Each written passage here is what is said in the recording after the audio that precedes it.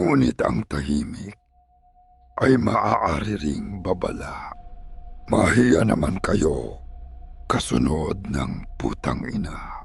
Lulunod kami sa baha. Bulsan nyo lang ang tumataba.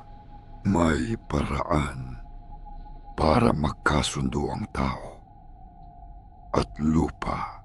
Ibalik ang ugat. Sundan ang daloy. Kilalanin ang dating bantay. Magbigay respeto sa kalikasan.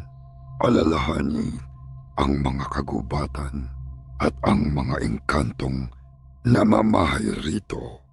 Kung may dapat mang pangalanan, huwag ninyong kalimutan ang inyong tungkulin sa bayan. Huwag unahin ang pagpapayaman